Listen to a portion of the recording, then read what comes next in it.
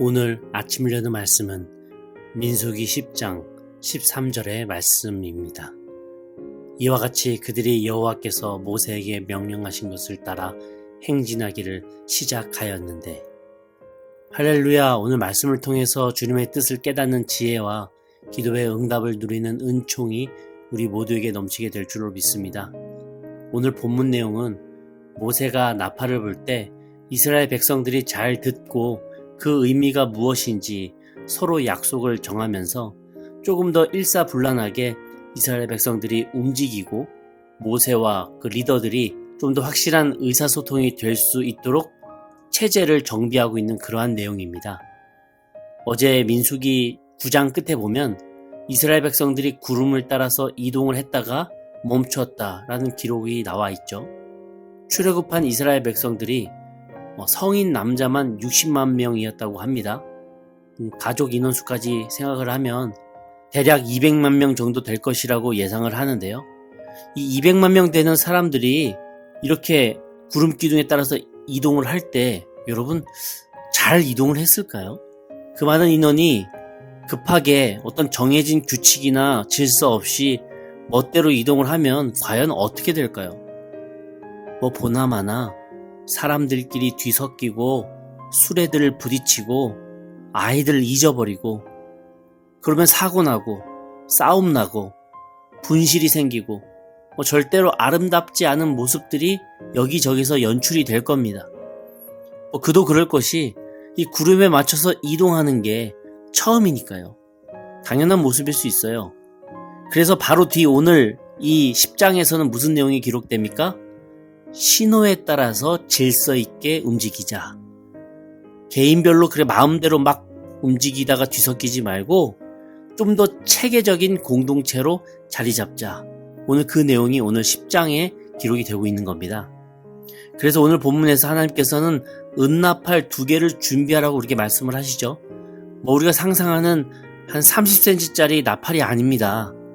최소 3m 이상 되는 입구는 아주 좁은데 가면 갈수록 점점 넓어지는 아주 큰 나팔로 연구를 해요.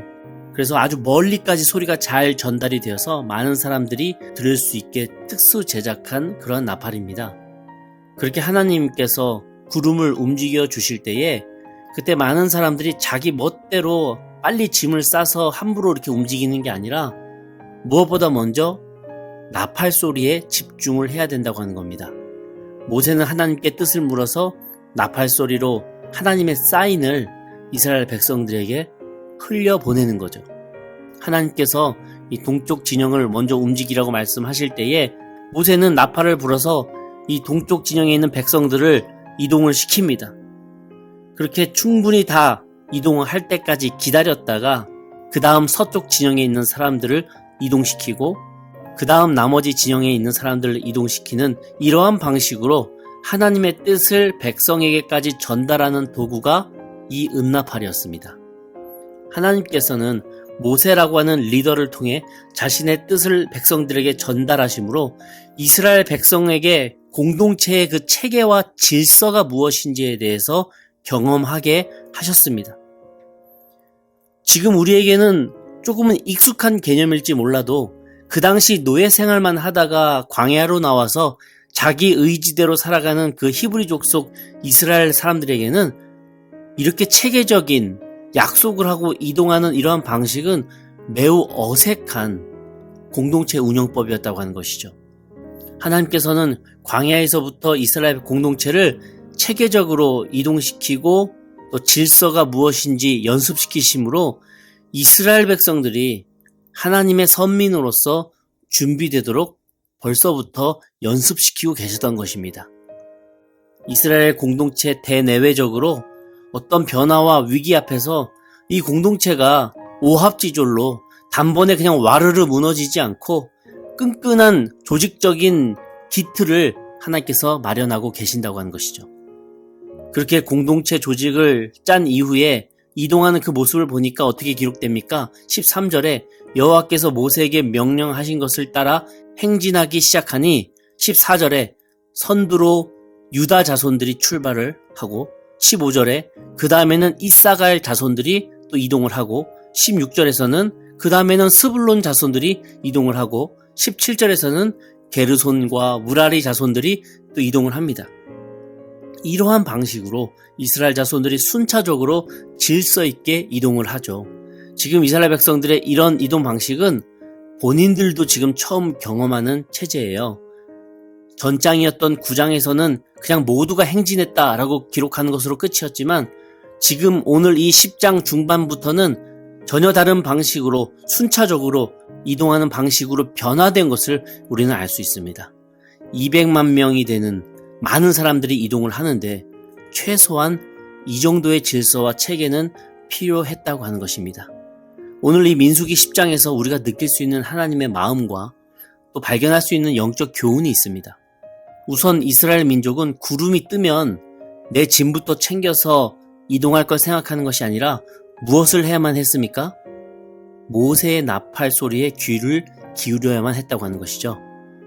구름이 이동하면 여지없이 조금 있다 보면 모세가 보내는 그 나팔 소리 사인이 들려옵니다.